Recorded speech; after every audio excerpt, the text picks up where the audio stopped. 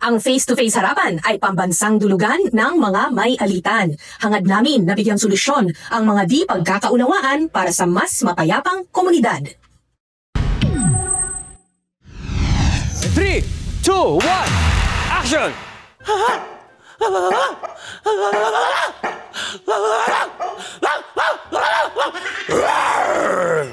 Ano?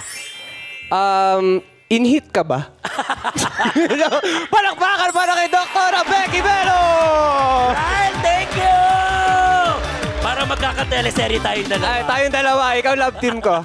Okay. Sukdulan ng mga emosyon pero dito walang aktingan. Ryle Santiago po ang bangka ng mga palaban sa awayan, ang Team Pula!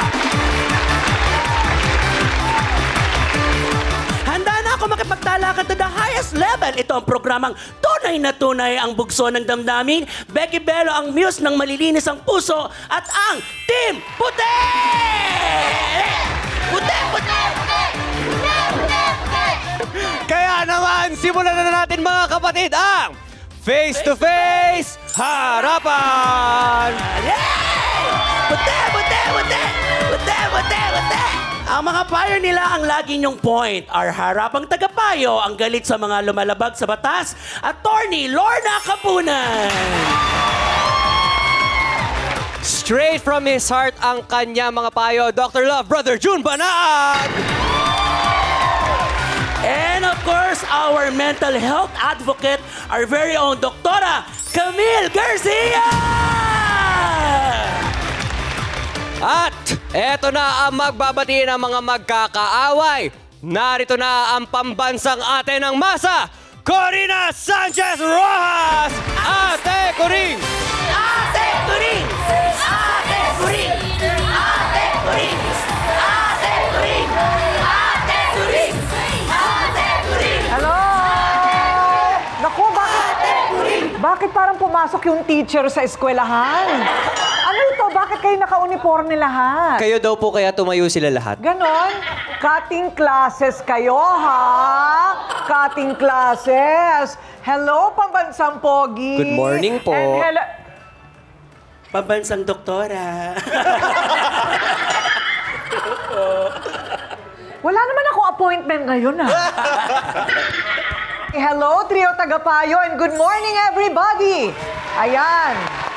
Sa panahon po ngayon, hindi lang man's best friend ang turing natin sa ating mga alagang aso. Madalas nagiging parang mga anak-anakan na nga po yan. Eh paano kung may nananakit sa iyong alaga? At pag-uwi pa sa inyo ay sugatan. Nako! Ayan ang nangyari sa ating nagrereklamo. Kaya galit na galit siya, umabot sa sukdulan dahil si Pau Pau nag-aw-aw. Ang alaga ni Deli nanganib sa kamay ng kapitbahay dahil muntik na raw madeds. O kapag malupit ka sa hayop, asahan mo masama ugali niyan. Kagaya po ni Peng, dati ko po siya kapitbahay, masama po talaga ugali niya. Hindi po siya marunong makisama. Matagal na raw may galit si Peng kay Deli, kaya pati ang aso niya ay napag-initan. Kasalanan talaga ni Aling Deli yan kung bakit nakakawala yung aso niya. Hindi niya kasi tinatali, pero wisyo pa dito sa amin kinakalat yung mga basura. Mabahag kaya ang buntot ni Peng kapag rumesbak na si Deli para sa hustisya ng kanyang fur baby. Eto na yung fur mommy. Fur mommy na galit, lalaban para sa kanyang fur baby. Deli, humarap ka na!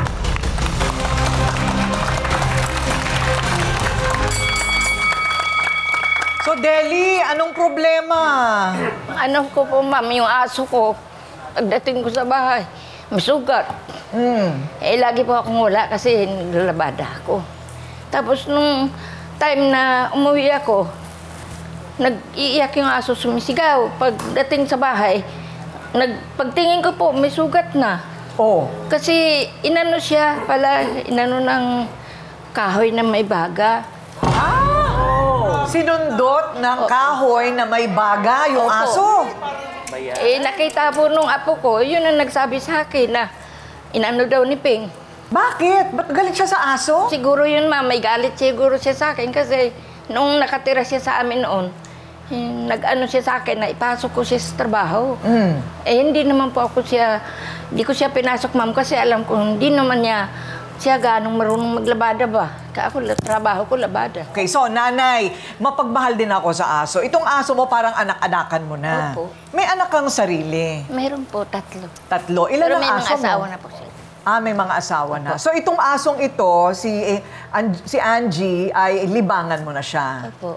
Ipakita nga natin, Ryle, si Angie, kanina. Baka nabibilaukan na itong asong ito. Kanina pa natin siya pinag-uusapan. O, nakakagat na niya yung dila niya. O, eto na. Hi, Angie! Cute-cute naman. Kahawig kami, ha? Sa mata, oo, sa mata. Parang, tingnan mo. Oy, grabe naman kayo. Okay, so eto na si Angie. So, biglaan na lang pag uwi niya, may sugat na. Ayun. Ipakita natin, Ryle, yung sugat ni Angie. Uy, grabe naman yan. Malaki po, Ate Corinne. Parang malalim. Oo, no. Parang malalim. It's a no-no. No-no. It's a no-no. Tingnan mo yun, no? Ginawa ko pa sa Magaling na nga yan. Ito magaling na itong lagay na ito. Apo. Nung nakita mo ito, medyo duguan pa. Apo. Ayun, okay. So, nung makita mo si Angie, anong ginawa mo? Sumugod ka ba? Naano ko kasi hindi ko naman nakita kung sinong may gawa. Nagagalit po ako. Sabi ko, sino may gawa ng aso ko? Tapos nung yung apo ko, nagwalis dun sa harapan ng malapit sa kanila. Doon niya sinabi sa akin, Lula, yung aso mo si Ate Ping ang pasok. Bakit? Nakita ko po tumakbo po yung aso. Sinundan niya, bit-bit niya yung kahoy na may baga. Oh my God. Kitang-kita. Paano naman nangyari na meron siyang, kahoy na nagbabaga? Nagluluto ba siya nung mga panahon na Pagkakoy yun? panahog, kaya gano'n. Nagkahoy siguro sa panggatong. Panggatong. So nakita, ginantihan. Naiiyak nga si Nanay Deli, Yan ang isang panig. Yung kabilang panig naman, eto na. Irresponsableng pet owner. Daw, ayan na naman ang maanghang na patutsada nitong kalaban ni Deli sa kanya. Peng, humarap ka na.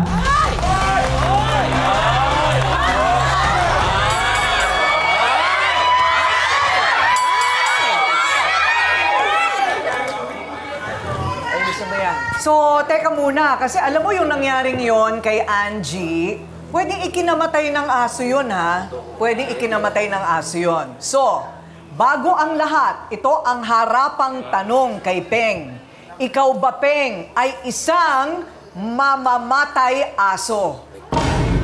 Sasagutin niya ni Peng sa pagbabalik ng Face to Face Harapan! Pula, pula, pula!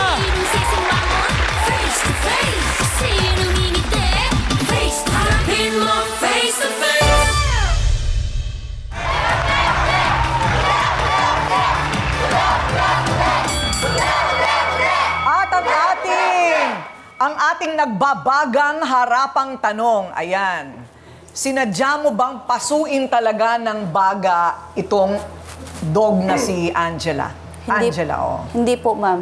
Kasi yung aso na yan, hindi lang isa, 2 beses pumapasok sa bahay namin.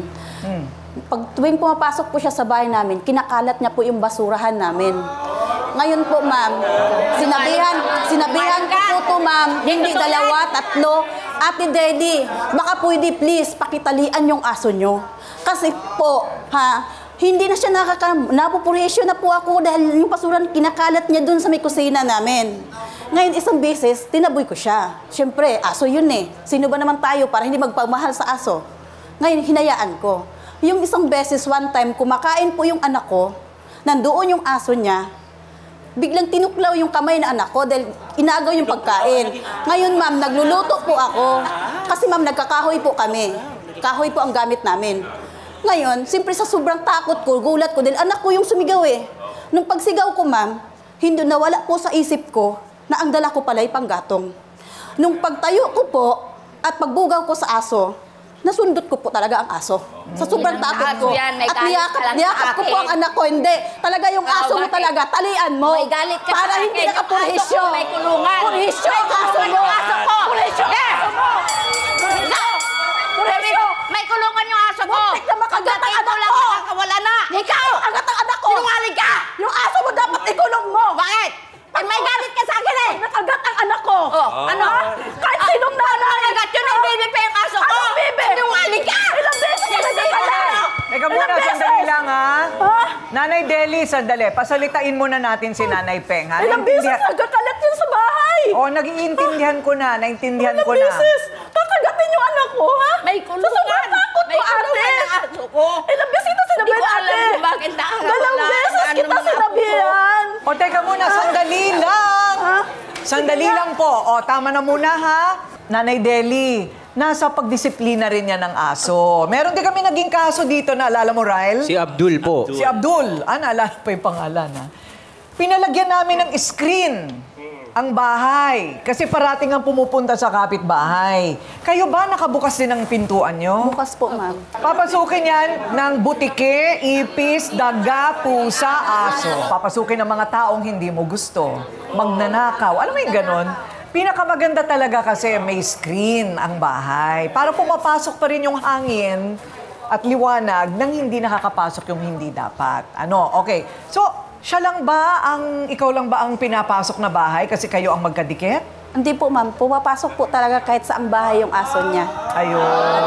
Tsaka nagkakalkal po talaga ng basura yung aso niya. Nay Deli, baka gutom. Hindi kaya dapat nag-iiwan ka ng pagkain doon. Lagi po may pagkain yun. Nag-i-inspection. Ha? Nag-i-inspection. Oo. Kasi siguro sabi, ano kaya ulam sa kabila? Correct. Baka Kasi chichismis nagsasawa po. sa pagkain sa Oo, kanila. baka nagsasawa sa pagkain. Kailangan niya parating may pagkain sa bowl at tubig na malinis.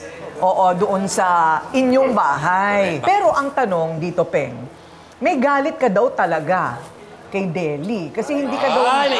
May iba pala. Talagang masama ang loob ko dyan sa kanya, ma'am. Dinadahilan yung aso. Isang beses po, Dinadahilan nagpahanap yung po aso. sa kanya ng trabaho, extra income. Ngayon, umasa po ako dahil sabi ko, ihanap mo ako ng trabaho dahil walang trabaho ang asawa ko tsaka nag-aaral yung anak ko. Sabi niya, okay. Tapos namalay-malayan ko, ma'am, iba yung pinasok niya. Kahit naman po sino, umasa ako. Siyempre, umasa ako dahil sabi ko, bukas baka ipasok na ako ni Ate Deli. Yung pala, nabalitaan ko, iba yung pinasok niya. Kahit naman po sino. Kaya kahit kasi po ma'am, sino. hindi pinasok kasi Kahit hindi po naman siya sino. marunong gaanong magtrabaho. Wala ka bang trabaho ngayon, Peng? Extra lang po, ma'am. Naglalabada. Pa-extra. Opo. Alam niyo, kung hihingi kayo ng tulong sa barangay, mahahanapan kayo ng trabaho niyan. Hindi, totoo yan, ha? Mahahanapan kayo ng trabaho. Mahirap kasi yung bigla kayong magbabangayan ng ganyan, nahihirapan ng mga bouncer natin. Speaking of bouncers, Ate Coring, Becky, nakilala mo na yung mga bouncers natin?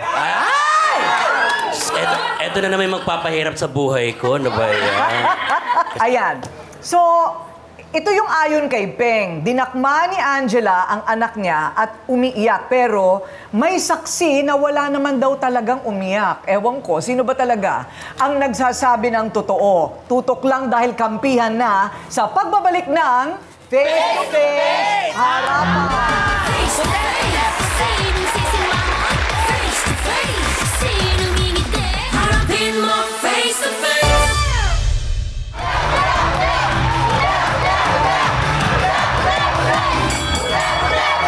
Alagang aso na sinaktan ng kapitbahay ang pinag-aawayan ngayon ni Deli at ni Peng. Pero meron pa daw sanga-sanga na mas malalim na dahilan tungkol sa trabaho, no? Pero balik tayo sa unang issue. So, tama na daw ang maling kwento at magsabi na lang daw ng totoo.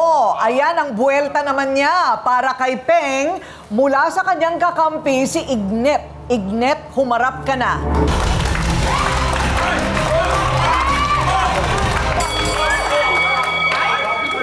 Ignet, ano ba ang nangyari talaga? Kasi po nun, ma'am, nagwawalis po ako noon sa tapat po ng bahay namin. Halos magkalapit lang po kasi kami ng bahay ni Ate Peng eh. Tapos, mga ilang minuto po, lumabas po yung aso ng lola ko, yung alaga po niya.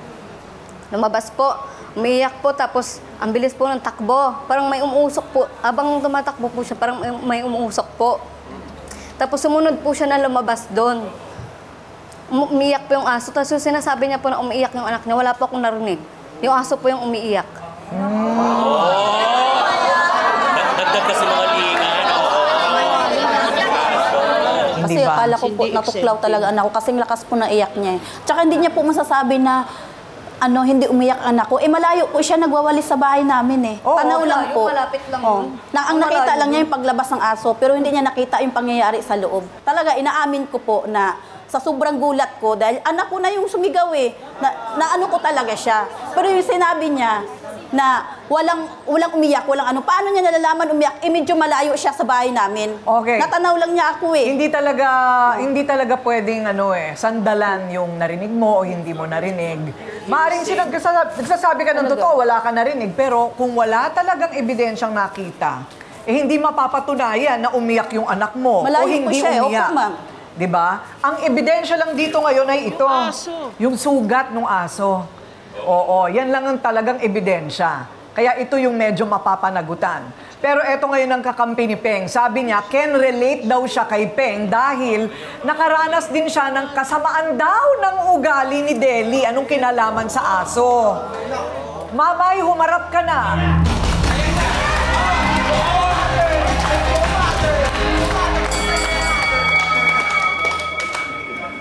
Pareho yung ukay-ukay na pinuntahan namin. Opo. Oo. Terno Who wore it better? Mamay, terno tayo. Okay. Oo, tayong lahat, Pero pareho yung ukay-ukay na pinuntahan natin. Oo. Okay, so yan ba'y sa Retiro o sa Baguio? Okay.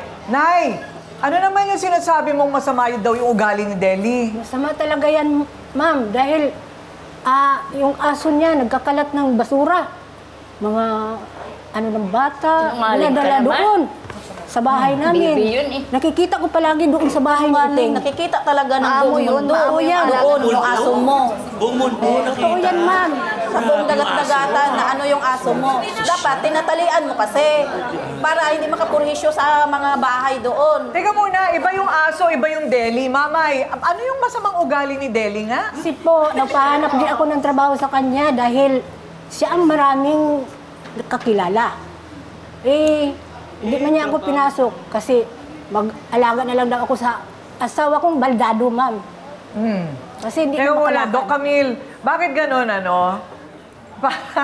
Parang responsibilidad ba ni Deli bigyan sila ng trabaho? Kaya aso na nakikita na sa buong mundo. Akala ko nga, HR si Aling Deli. Dapat hindi siya Akala ko HR. HR! Oo. Akala nila employment agency. Ayun. Hindi ba, Doc Camille? Paano ba yon? Kasi magkakaibigan, nag-aasahan ng medyo sobra. Alam niyo, pag sinabi natin na baka, ibig sabihin, hindi yun, yung probability na kayo ay makakapasok sa trabaho, hindi po 100% yun. Pwedeng oo, pwedeng hindi. Kasi tatandaan nyo, hindi kay Aling Deli manggagaling ang kwalifikasyon o desisyon kung kayo ay matatanggap o hindi. Halimbawa, pag sinabing ganun di ba nga ho sa beauty pageant, sinasabing ganun, kailangan ganitong katangkad, ganito yung itsura. Paano kung hindi tayo pumasa doon? Siyempre, hindi ho tayo pwedeng makasali. Ganun din po sa mga requirements sa pagpasok sa trabaho. Maring umaasa kayo, mali po yun. Ang daming pwedeng paraan para kayo ay magkaroon ng trabaho na hindi kayo umaasa kay Aling Deli. Ayun. Pero may paraan. Alam mo, hindi ako naniniwala talaga sa taong hindi makahanap ng trabaho. Kasi ako kung ano-anong racket ang pinapasok ko Di ba? Parang kung talagang meron kang determinasyon, hindi ka aasa. Mas maganda yung huwag ka nang umasa sa iba. Dahil ang katotohanan, sarili mo lang ang pwede mong asahan. Hindi ka pwede umasa sa Diyos na wala kang ginagawa. Di ba? Ngayon, ito ang tanong.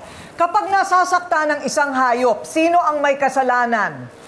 Ang amo ng hayop o ang nanakit ng hayop? Ayan ang tanong natin mamaya para sa ating mga sausawero at sausawera. Tutok lang dito sa Face to Face Harapan!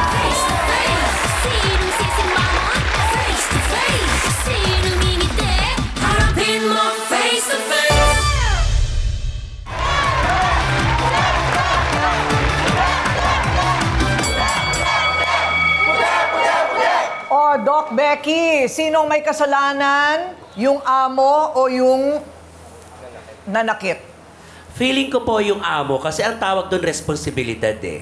Di ba? Hindi mapumunta ay yung aso mo kung saan-saan kung inaalagaan mo. Ayun. Okay, sa'yo naman. Para sa akin, Ate Coring, parehas. Kasi sana hindi nakakalabas ng malaya ng walang supervision yung alaga ni Nanay Deli kasi maaring kung ano mangyari sa aso at dapat hindi nanakit. Pwedeng takutin or something.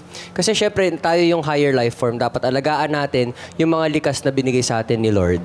Correct. Dapat hindi nananakit talaga. Kasi sabi nga sa batas, sabi ni Attorney Lorna, ganun talaga. Parehong may responsibilidad.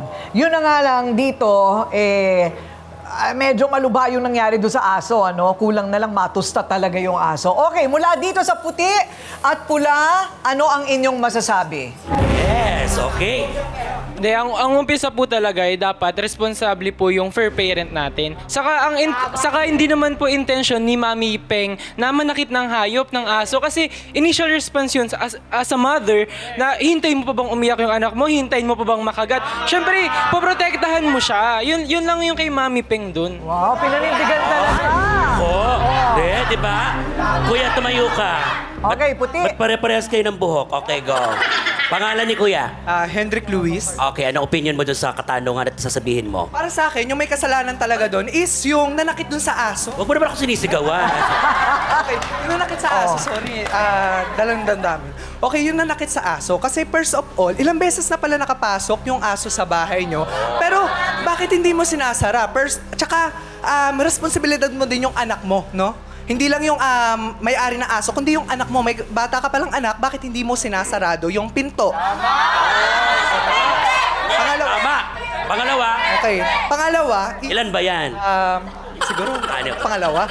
Okay. Pangalawa, di ba nga, bakit mo pinagbubuntungan yung aso? Tsaka, imposibleng walang nakapag-trigger doon sa aso para mangagat to. Kung nangagat man talaga, kasi sabi mo nga na ilang beses na pala nakapasok sa ibang bahay to, no? Bakit hindi siya nangagat sa ibang bahay? Bakit sa inyo? Ano yung nakapag-trigger? Maaring ginalit nyo? Tinaboy nyo? Ano yun? Tama! Puti! Napakagaling ng bangs mo! Napakagaling ng bangs mo! Maraming salamat, Superman! Okay, so bago natin kausapin ang ating trio tagapayo, minarapat natin na makausap ang isa kong kaibigan. Siya ay namamahala, program director siya ng Animal Kingdom Foundation, a beautiful shelter sa mga aso na nare-rescue, mga pusa, dyan sa Tarlac. Siya ay isang abogada. At ang trabaho talaga nila, humahanap sila ng mga kumakatay ng aso. Pinapasarado nila yung mga yan. Yung mga restaurant na naghahain pa rin ng aso. Okay, Attorney Heidi, magandang umaga. Hi, Kay. Magandang umaga sa'yo. Ano ang pananagutan ng nanakit? Unang-unang, Kay, we have to understand yung factual circumstances ng kaso. Yung pagtusok kasi doon sa aso, was it as a form of self-defense or, di ba, sinadya ito? So magkaiba kasi ang liability yan pagka ganyan ng mga sitwasyon, no? Under the circumstance na tinusok ng kahoy, na nagbabagang kahoy, for purposes nga na masaktan ito at umalis, no? Siyempre, kay alam natin to, this is a form of animal cruelty. And we also have to understand also, ano ba yung threat? Ano ba yung pasok? Kinagat ba yan? Sinugod ba yan? So if the life and limb of the person or a human being is not naman at risk, no? So wala kang karapatan na patayin or walang grounds for you to kill the animal. So in this particular case, you can be held liable for animal cruelty. Ayun, okay. So, well, anyway, kinailangan namin talaga magkaroon ng ganong perspektibo na yung sirkumstansya ng threat, no? Doon sa kaligtasan ng anak, kailangan talaga ma-establish siya. Okay, Attorney Heidi, maraming gustong mag-adopt ng dog dito, ha? Tatawagan kita. Yes, Kay, please. Okay. Let's bother again. Salamat. Thank you. Okay, so, Dr. Love, gaano ba kabigat ang responsibilidad ng isang fur parent? Kung nasa Malaking Biblia, dapat natin minamahal Nasa din. Bible, sa first Genesis, first chapter of Genesis, unang aklat yan sa Biblia, pinagkatiwala ng Diyos ang dominion over the animals sa tao. Kasi tayo may lohika, no? Nakakapangatwiran tayo. That reminds me of a song by the Carpenters na kinakanta ni Attorney Bless the Beast and the Children. Kasi itong mga animals, wala silang pagkakataon para magpaliwanag. No? Walang logic katulad natin. So, pinagkatiwala ng Diyos sa atin yan. Meaning, sa atin ang mga nag-aalaga ng mga animals. Sa ating Pilipino, karamihan aso, may malaking responsibilidad tayo sa pagpapalaki sa kanila, sa training and discipline ng mga animals. Dito naman sa kay Peng na nasaktan yung aso mo, gusto kong paniwalaan talaga na wala siyang intensyon na premeditated na saktan yung aso. Siguro reaction ng isang ina, na yung kanyang anak, hindi ako maaaring maniwala na hindi umiyak yung anak niya nung agawan ng aso yung pagkain sa kamay ng anak niya, no? So, posibleng umiyak at reaction ng nanay yun na, kung ano yung hawak niya para mapalayo yung aso. Ang aral ay, kung wala ang aso doon sa bahay niya, wala tayong problema. Nandun yung aso mo sa bahay niya. May responsibilidad ka doon sa aso mo. So ngayon pa lang, pag-aralan mo na kung paano i-train ang aso. Yan. Very, very sound advice. Tama naman. Attorney, saang ahensya ba ng gobyerno ang pwedeng lapitan sa mga pangangailangan ng aso? Maraming, sinabi ko yung Animal Welfare Act, no? Maganda yung amendment ng Animal Welfare Act kasi nag-create ng mga interagency na dapat mag-cooperate, lalong-lalo ng local government. Ang Animal Welfare Act, inamend Ate Coring, no? And maganda doon, nakalagay doon, ang mga animals entitled hindi lang to physical care, psychological. So ang cruelty to animals is not only physical, it is now psychological. Ayun. At yung mga kasong ganyan, kasi naging advisor rin ako or consultant ng POS at saka ng PETA, yung People for the Ethical Treatment of Animals. At napataas namin ang penalty. 2 years, tsaka 250,000. 2 years in prison? Yes. Naku, mahirap yun, Nay. Mahirap yun. At saka 250,000. Oo. Ang penalty ngayon. At least, ayan, naiintindihan natin. Kaya importante na harap-harap din tayo dito para alam natin ang mga responsibilidad natin, Nay, di ba? Tsaka yung sa mga pananakit. So, Doc Camille, ano ba ang pinakamabuti para naman sa mental health ng mga pets? Ate Coring, meron po talaga kasing pamamaraan na, halimbawa kung dadalhin mo yung pet mo sa ibang lugar, sa ibang bansa, nag-i-issue po kami ng mga tinatawag na certification na yung emotional support pet ito. Dahil kasi nakakatulong talaga sila na mawala yung stress or anxiety na isang tao. So, talagang definitely malaking factor po kasi na nakakatulong sa mental health ng isang, hindi lang po ng bata, pati ng mga adults. And definitely, sinasabi po sa psychology nga no, na kung ang anak mo ay isa lang, isang mabuting paraan para matuto ng social skills, responsibility, para hindi siya yung tipong magiging magkakaroon ng mga conduct problems is mag-alaga ng pet. So malaking factor po talaga na nakakatulong sa mental health natin yan. Oo, naku. Sabi nga nila yung mga hayop na yan ay regalo sa atin ng langit. Diba? Nagkasala na sa atin ang gusto ang ibang tao, ang aso o pusa, marunong lang yang magmahal. Okay, may natutunan naman kaya itong sila Peng at Deli mula sa ating mga harapang tagapayo at eksperto at hindi na ulit madamay si Angela. O ayan. Sa away nila, okay, malalaman natin sa pagbabalik ng Face to Face Harapan. Face to Face. Sinong sisimangon? Face to face.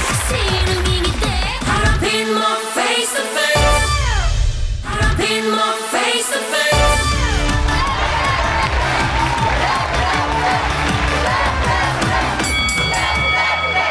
At saka nga pala ha, ito'y commercial break. Kung sino man ang gustong mag-adopt ng aso namin. Ayan, bibigyan ko kayo ng aso na libre lahat. Oo. Hindi ito ha, attorney. attorney, libreng dog bowl, dog bed, dog leash, harness, brush, shampoo, may pagkain, may vitamins, kapon na, at saka nabakunahan na. Wow! O, ayan ha. Hihingi ako. Totoo ba? Yes po. Naku, yung mga humihingi ng aso sa akin, ay tinitingnan muna namin yung bahay kung marunong kayong mag-alaga. Marunong ako. O, marunong kayo. Ay, salamat! Mababawasan na sila. I will give you first choice, Attorney Lorna. Birthday gift ko na sa'yo. Yay! Thank you so much. Yung aso namin hindi pwedeng itali o ikulong, ha? Tsaka kailangan nasa loob ng bahay. Okay. So, Peng at Deli, magkaibigan naman kayo dati, hindi ba? Opo, ma'am. Oo, Kasi kita mo sa kanila yun. po kami nakatira dati. Kaya nga. O, biro mo. O. Alam mo ka mo, Peng? O, kaya nga. Naalala mo pa sa akin. Samantalang, inuwi mo yung aking Masama po talaga ang ugali niyan, ma'am. Kasi dati po kaming nakikitira sa kanila. Nangupahan po kami. Dapat hindi mo na pinaalala sa akin yan, O, teka muna, Deli. Alam niya po na yung asawa ko walang trabaho. Tapos ako din nagkasakit, tapos may anak pa ako. Okay, pabalik-balik po siya, ma'am, sa bahay namin para maningil. Okay, teka muna. So ngayon may utang ka pa. Magkano utang mo? 5 buwan, ma'am. Hindi po kami siya nakakabayad, Hindi ma'am. kaya nga, magkano nga? 5 buwan siya, ma'am. O, kaya nga, magkano nga? 1,000 buwan. O, edi 5,000. Yung Nanay. partner ko, dinala niya pati tangke. Hindi sila nagpaalam. O, teka muna. Babayaran ko na yung 5,000. Okay. Ngayon, hahanapan naman namin kayo ng trabaho ni Mamay. Thank you po, ma'am. Salamat po. Doon sa barangay.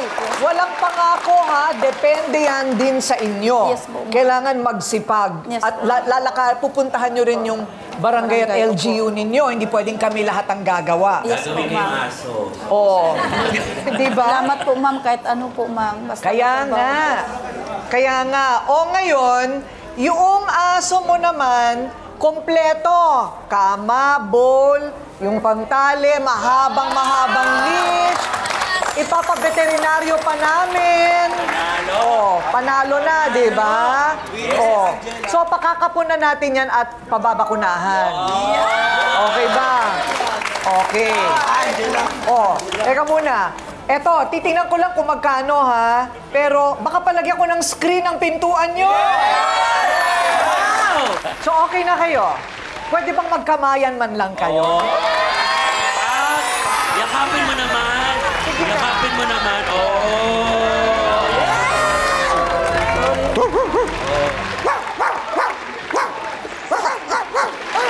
Ay, natutuwa si Angelina. Ba't yung aso may plema? May tono. Minsan pakakantahin natin si Doc. Pakakantahin natin siya ng boses aso. Who let the dogs out? Ay, nalaglag. Okay, so nakakatuwang malaman na napakarami po talaga sa atin ang nagmamahal sa mga hayop. Kahit sila po ay pulot lamang sa lansangan. Hindi po ba? Ang Pinoy talaga mapagmahal sa aso yan. Pero hindi sapat na mahal lang natin at pinapakain, pinaiinom ang mga alagang hayop. May seryosong responsibilidad din ang pagmamahal sa isang hayop. Pati ang pinapakain po sa mga ito, iniisip kasi marami ang bawal sa aso at pusa na pakainin, ha? Totoo yan. Kapag nagkasakit, kailangan mapagamot at may gastos po ito. Dapat pinapakapon para di na dumami ang problema. Taunang bakuna. Nilalakad po natin sila, psychological health, at hindi dapat nakakaperwisyo sa iba. Sa mga mapang-abuso naman sa hayop, maghanda lang kayo kapag kayo ay inireklamo o nahuli. Mauubos ang pera ninyo at may kulong pa kayo. Walang masama na ibubunga ang tinatawag na kindness, even to animals. Ako po ang inyong Ate Kuring nagsasabing may cake ang harapin ng mga issue dahil walang hindi nadadaan sa pag-uusap, basta dapat may mukha kang ihaharap dito sa Face-to-Face Harapan.